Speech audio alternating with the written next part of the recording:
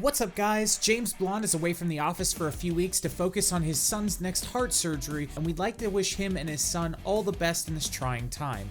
In the meantime, filling in for him, this is Colt for MMOHuts.com with the weekly news recap for the week of June 11th, 2018.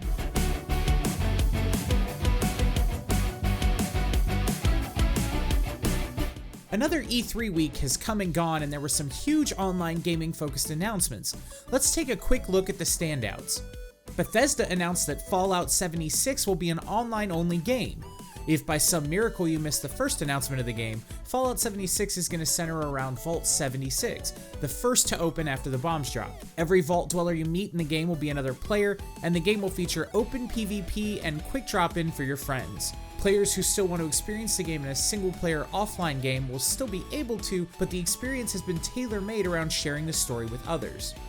Bethesda also announced 2 DLCs for Elder Scrolls Online, Wolf Hunter and Murkmire. Wolf Hunter is a dungeon-focused update that includes 2 new group dungeons, Moonhunter Keep and March of Sacrifices.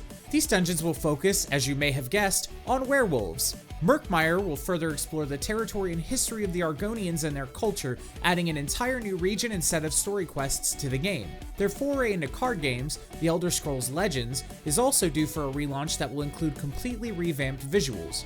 The new version of the game will be headed to PlayStation 4, Xbox One, and Nintendo Switch later this year.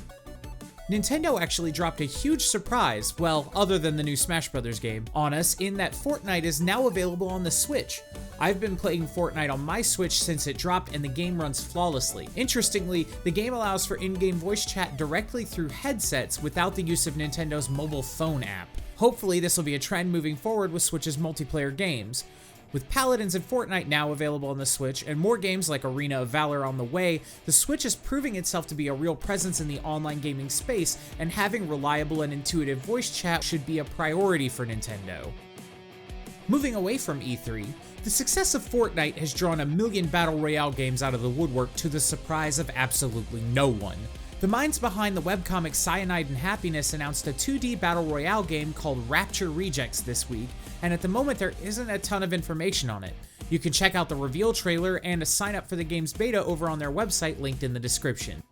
Mavericks Proving Grounds is easily the most ambitious of the Battle Royale games revealed this week, with its 1,000-person battles, focus on an MMO-style social hub, varied maps, and the ability to track enemies by their footprints. Developer Automaton Games has also expressed interest in adding single-player missions and objectives to the game to try to separate itself from more contemporary genre standouts like Fortnite, Royale, and PlayerUnknown's Battlegrounds. Mavericks will run on a hybrid of Spatial OS and CryEngine, which promises to either be amazing or an absolute dumpster fire. Whether or not any of these will stick with the market already growing crowded remains to be seen. League of Legends received a huge patch focusing on the Fighter Bruiser role, as well as shields and shield items. Fans of Banner of Command have reason to mourn as it was chucked into the garbage alongside Heart of Gold, Force of Nature, and League of Legends Community Reputation. Banner is one of those items that came in 2 flavors, absolutely irrelevant and meta-warpingly busted. The power of shield items and abilities are also being reduced to help balance bruisers and keep them from having more protection than a character in their role should have. Big character changes include another nerf to Ezreal, and buffs for Elise, Lee Sin, and Poppy. The biggest of all the League of Legends headlines this week is Aatrox's rework. He'll now have a multi-hit Q with knockup potential, an ultimate with bonus movement speed, minion fear, and a bonus health pool that will resurrect him if he dies while in his true form. World of Warplanes' Progression 2.0 system is here. The update allows players with an elite status plane to complete special missions that will unlock a specialist version of that plane. The specialist configuration allows you to mount more equipment and consumables to the plane that significantly improve certain stats and features of the plane. This update for World of Warplanes also brings with it the ability to improve the quality of equipment and perform test flights with vehicles and equipment that you have, even if the equipment is mounted on another plane. More details about Warframe's The Sacrifice update have finally been revealed. Visions will lead the Tenno on a hunt for a savage new Warframe known as Umbra.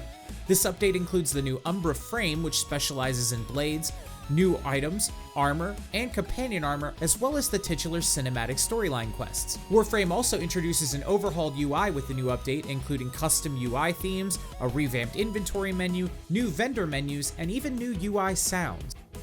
Well, that's all the major news for this week. Let us know what E3 announcements you're excited about down in the comments below. Share and subscribe, and keep it locked on MMOHuts.com for all the latest gaming news and reviews.